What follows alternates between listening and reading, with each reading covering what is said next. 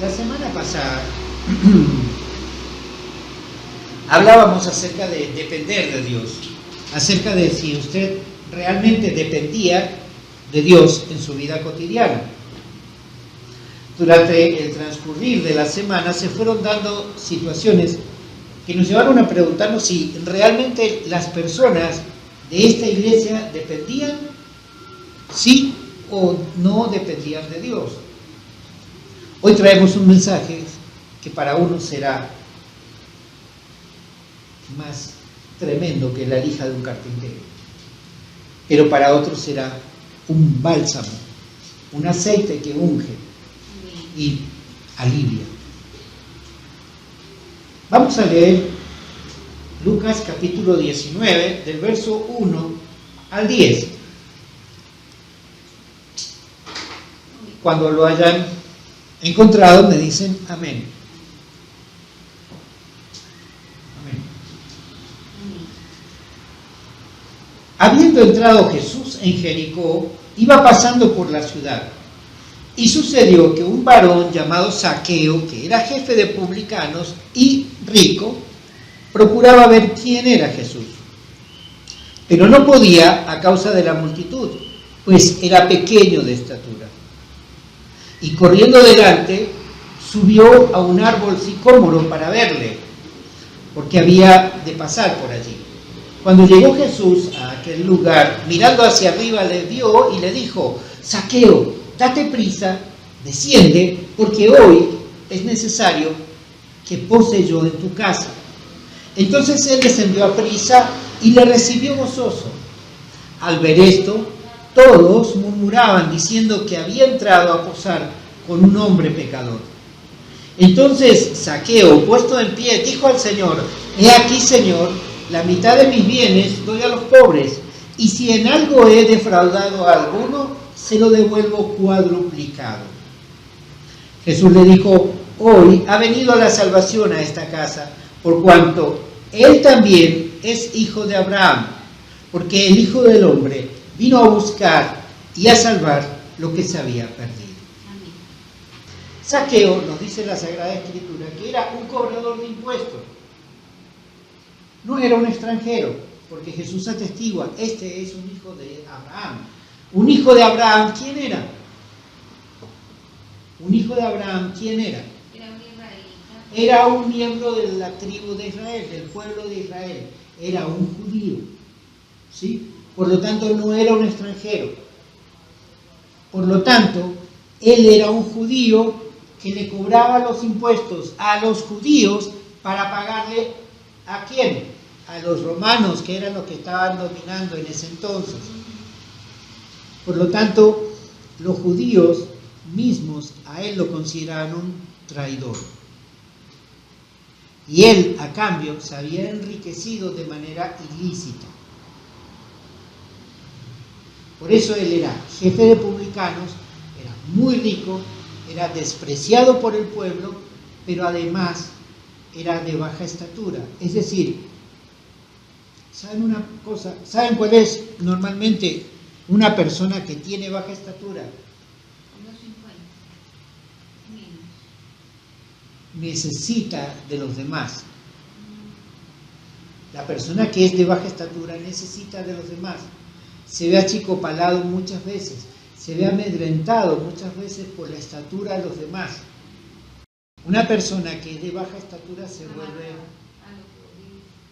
soberbio, se vuelve orgulloso. Porque la persona que no conoce a Dios y que tiene que depender de las demás personas se vuelve orgulloso. Se le llama fortalezas que tiene, pero no son cosas buenas, son cosas malas. Se fortalece en otros aspectos donde precisamente él manda, trata de compensar, es una cuestión de supervivencia en muchos casos. Por eso se dice tradicionalmente que el que es de baja estatura tiene un ego muy grande, ¿sí? Y trata de compensar. Pero él tenía otra cosa. Zaqueo, a pesar de todo lo malo que él tenía un deseo ardiente de conocer a Jesús. Por eso él no escatimó esfuerzos para ver quién era Jesús. Cuando se enteró dónde estaba y dónde iba a pasar, se trató de llegar ahí, pero no podía a causa de la multitud. Piense, si era odiado entre la multitud, él no podía ponerse a pedir permiso o que le ayudasen. Entonces, ¿qué sucedió? Se tuvo que trepar a un árbol. Y hasta ahí va bien su ego. Hasta ahí va todo bien. Hasta que pasó Jesús por ahí. Y cuando le vio, Jesús le dijo: deja de hacer lo que estás haciendo y rápido, ven. ¿Y qué hizo? ¿Qué hizo Zaqueo? Descendió a prisa y le recibió gozoso. Descendió a prisa, no perdió tiempo, porque Zaqueo, a pesar de todo lo malo que él tenía el deseo ardiente de conocer a Jesús. Y cuando Jesús le dirigió la mirada y le dirigió la palabra, no perdió tiempo, cosa que muchas veces hacemos nosotros.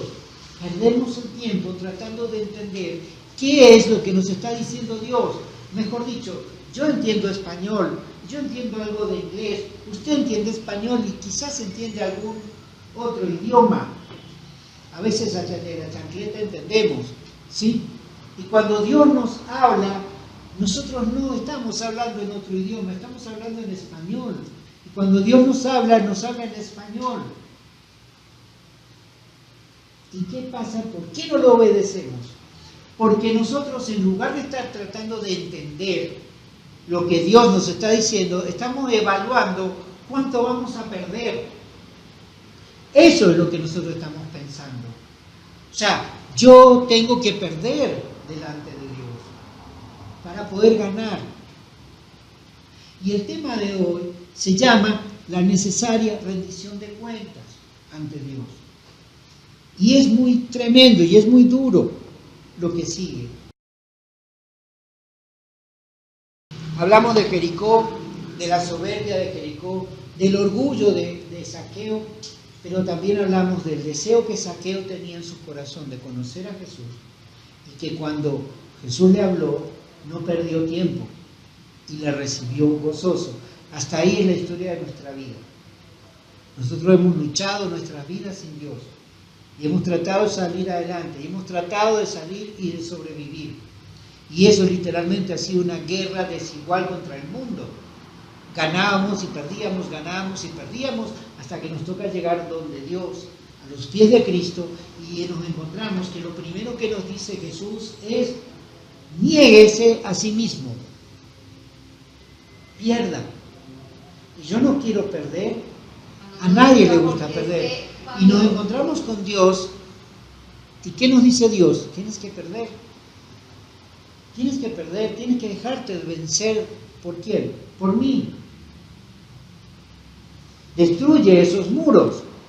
Entonces, mire, dice, hay otra cosa más. ¿Qué pasó con los apóstoles? ¿Y cuándo? Cualquiera de los apóstoles. Piensen en algún apóstol.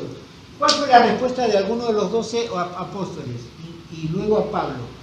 ¿Cuál fue la respuesta de ellos cuando se encontraron cara a cara con Dios? ¿Cuál fue? Tuvieron que dejar las cosas, pues dejarlo. ¿Cuál fue? Trataban de hacer las cosas por su fuerza. Nada, nunca, jamás. Le siguieron. La Escritura dice: le siguieron de inmediato. Dejándolo todo, le siguieron de una. Tenga en cuenta eso, porque los 12 apóstoles que menciona la palabra de Dios, en la mayoría en todos los casos que describe cómo fue el llamado, concluye con estas más o menos palabras iguales: dejándolo todo, le siguieron de inmediato. Cuando yo respondo delante de Dios y le sigo de inmediato, hay algo más. Yo dije: necesito perder. Sí, necesito perder delante de Dios para poder ganar. Sigamos adelante en el texto, verso 8. Entonces Zaqueo, puesto en pie, dijo al Señor: he aquí, Señor, la mitad de mis bienes doy a los pobres, y si en algo he defraudado a alguno, se lo devuelvo cuadruplicado. Paremos ahí. No nos confunda Satanás en este punto. Todos hemos de dar cuenta de nuestras acciones delante de Dios, ¿sí? Y todas nuestras acciones deben tener un resarcimiento hacia los que hemos hecho algún tipo de daño. Porque el pecado, por lo general, tiene una consecuencia directa sobre nuestros hermanos. De ahí la responsabilidad nuestra de saldar deudas. Para excusas, este pastor conoce mucho. Para excusas. Tenemos excusas, pero increíbles. Uno de los discípulos de Jesús, una vez, tratando de ponerle cierto grado de excusa a su actitud, le preguntó a Jesús: ¿hasta cuántas veces tengo que perdonar a mi hermano? ¿Hasta 7 veces? Jesús le respondió: no te digo que hasta 7 veces, sino hasta 70 veces 7.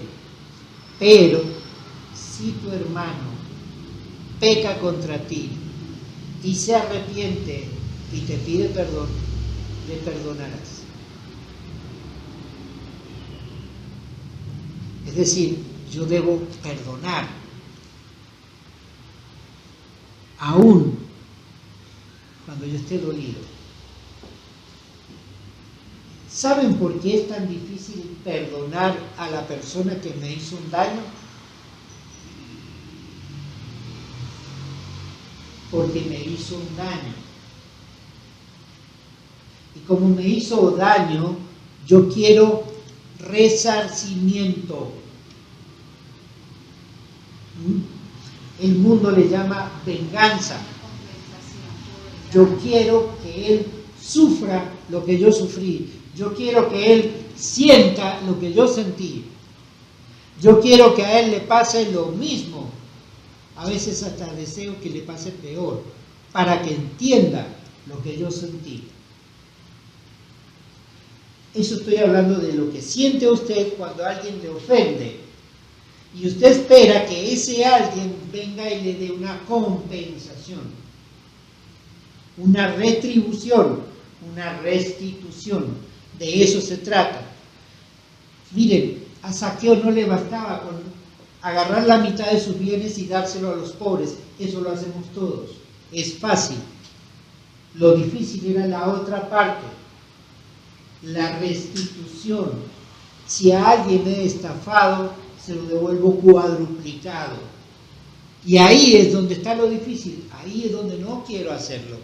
Ahí es donde yo trato de sacarle el cuerpo al punto. Ese es lo entrego por cuadruplicado. Ir yo a pedir que la persona me perdone. Y tratamos de buscar recovecos, como Pedro en Mateo 18, que decía: ¿hasta cuántas veces tengo que perdonar? Hasta 7 veces. Es decir, que la octava yo ya no lo perdono. Pero Jesús cierra la historia de los números diciéndole: si tu hermano peca contra ti, se arrepiente y te pide perdón, le perdonarás. Y salta alguno vivo y dice: si se arrepiente. Pero si no se arrepiente y viene y me pide perdón y yo sé que no está arrepentido, no importa, le perdonarás. Si se arrepiente o no, ya es una cuestión que supera nuestras fuerzas. Eso está en manos de Dios. Si se arrepiente, tú no eres quien para juzgar si está o no arrepentido o cuánto está arrepentido. Viene, te pide perdón y lo perdonas. Pero el tema es cuando yo tengo que ir a pedir perdón. Yo tengo que ir y compensar a la otra persona. Si yo he robado, yo tengo que ir y denunciarme a mí mismo, confesar. Aquí lo que nos está diciendo el Señor de la restitución es que usted debe dar ese paso. Perdió con Dios, ahora Dios te va a mostrar en tu corazón con quiénes te va a tocar perder. Y a quiénes te va a tocar ir a decirle: yo te he ofendido, perdóname. quedar en manos del perdón, de la voluntad de la otra persona, que decida o no. Y cuando eso ocurra, puede ser que perdamos amistades. Puede ser que personas que estaban a nuestro alrededor ya no quieran estar más, que ya perdamos la confianza de esas personas. Eso es el cuadruplicado. Eso se llama restitución. Yo ponerme a merced de lo que esa otra persona diga. Yo robé, yo confieso, delante de la persona a la que le robé. ¿Saben en qué casos yo me puedo quedar, digamos, entre comillas, cruzado de brazos y no hacer nada, sino simplemente dejar las cosas en manos de Dios, cuando yo ya no puedo encontrarme con esa persona? Gálatas 2, versos 11 y 13,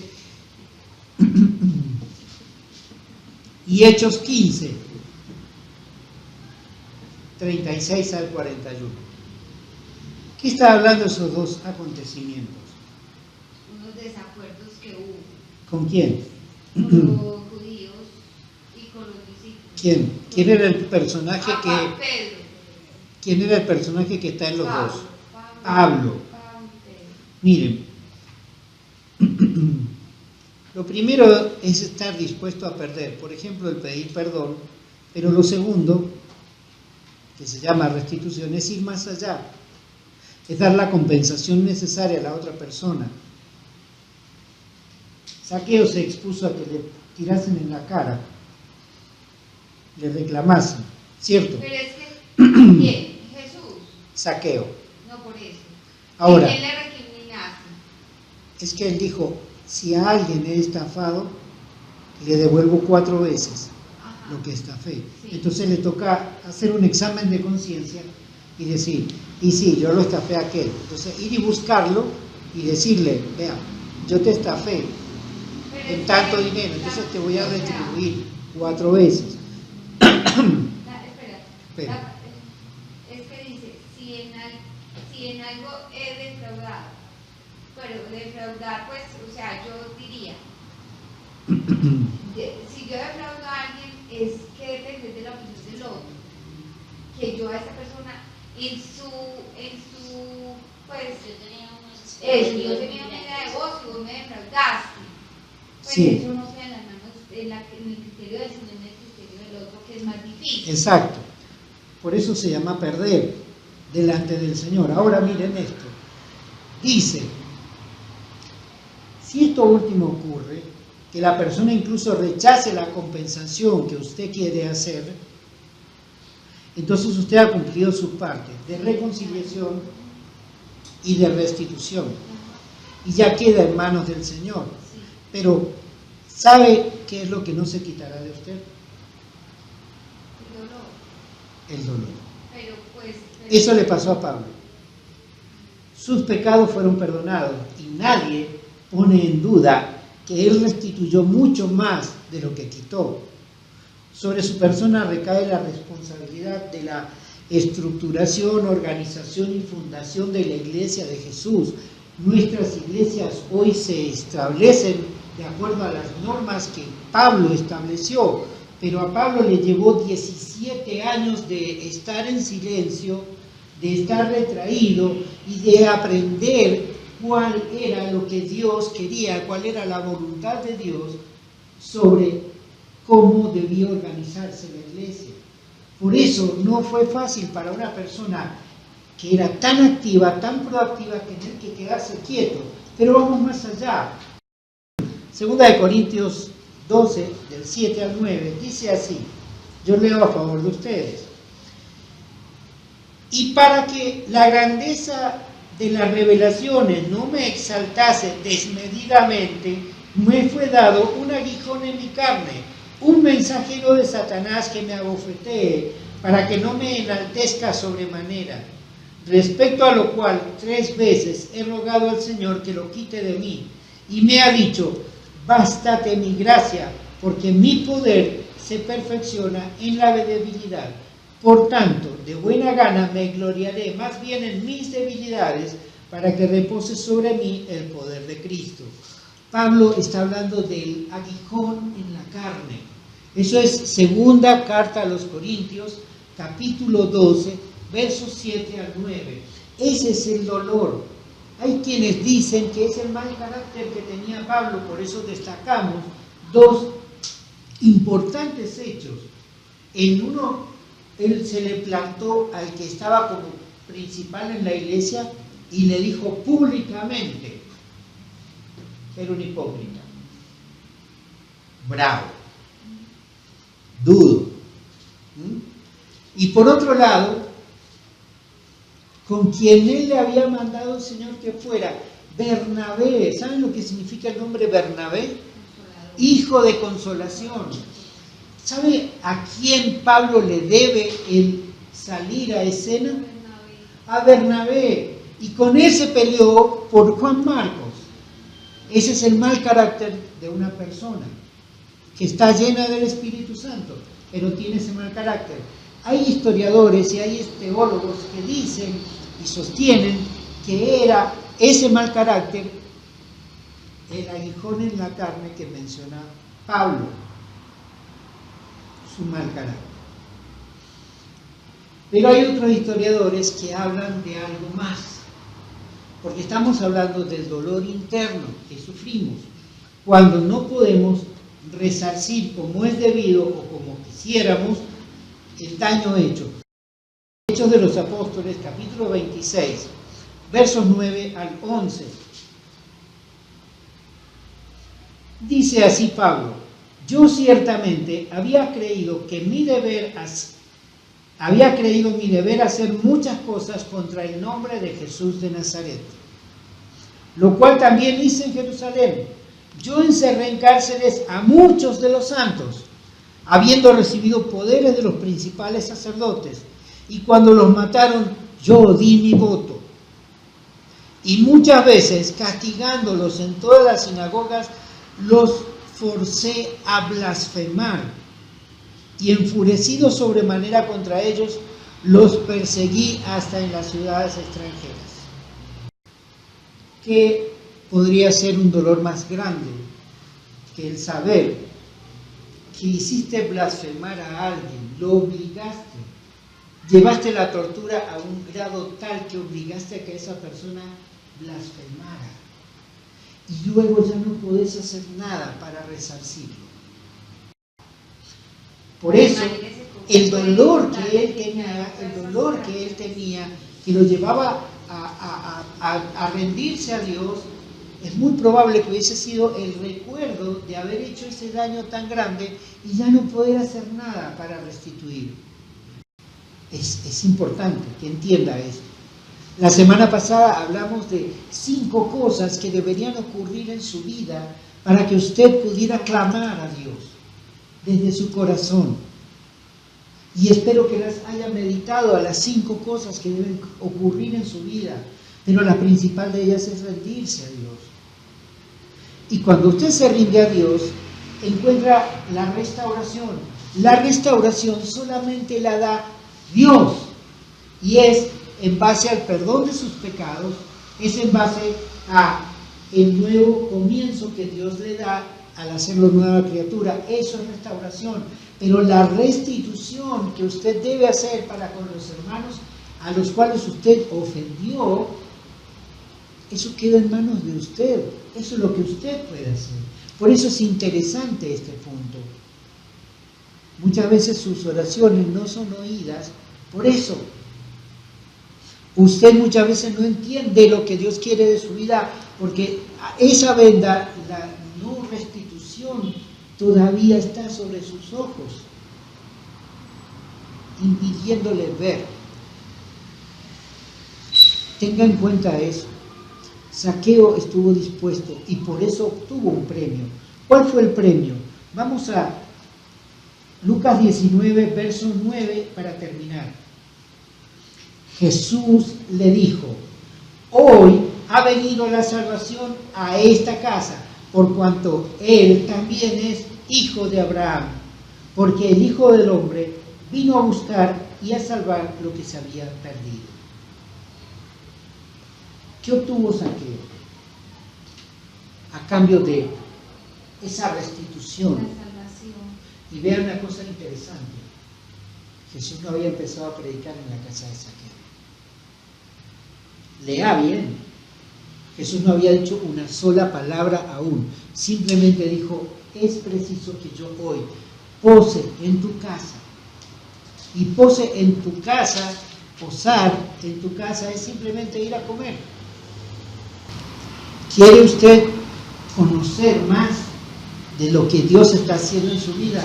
Sea como Jericó. Deje que Dios derribe sus muros y esté dispuesto a ser como Zaqueo, restituir. Arriésguese, póngase en manos de la otra persona que le puede perdonar o no. No se esconda detrás de lo que dijo David, prefiero quedar en manos de Dios antes que los hombres. Porque Jesús podría haber quedado en manos de Dios y sin embargo prefirió quedar en manos de los hombres para el perdón de todos nuestros pecados, de todos ellos. No quedó ninguno sin perdonar. Y eso se llama restauración. Todos nosotros hemos sido restaurados. Ahora, ¿qué debemos hacer para la restitución? Y hay cosas que nosotros ya no podemos hacer nada. La psicología dice, pues sí, usted puede ir y pedirle perdón a la silla vacía. ¿Saben lo que es el ejercicio de la silla vacía? Se sienta usted y pone enfrente a una silla y en su alma usted le pide perdón a esa persona que está ausente. Pero no va y la Pero no va y se deja confrontar de esa persona. La psicología es muy tremenda en ese punto. Eso usted lo puede hacer, ¿sabe cuándo? Cuando está hablando de una persona que ya usted no va a ver otra vez. Sea porque no vive aquí, sea porque se murió, en fin. Pero si usted tiene la oportunidad de buscar a una persona para ir y pedirle perdón, no puede dejar de hacerlo. Va a ganar. Se puede ganar una buena reprimenda, pero va a ganar delante del Señor. Porque Jesús no escatimó esfuerzo, no escatimó nada por conseguir que usted hoy esté aquí. Padre, en esta tarde, mediodía, Señor, nosotros nos ponemos en tus manos para que tú muestres en nuestra vida qué es lo que hemos de hacer para compensar, para restituir a las personas que les hemos hecho un daño, cualquier sea el daño. Padre, esto está en tus manos, Señor. Danos fuerzas para hacerlo, para ponerlo en práctica, para llevarlo a nuestra vida, para santificarnos en este tiempo, para ser las personas que tú quieres que seamos, que tú diseñaste cuando estabas creando el mundo. En el nombre de tu Hijo Jesús.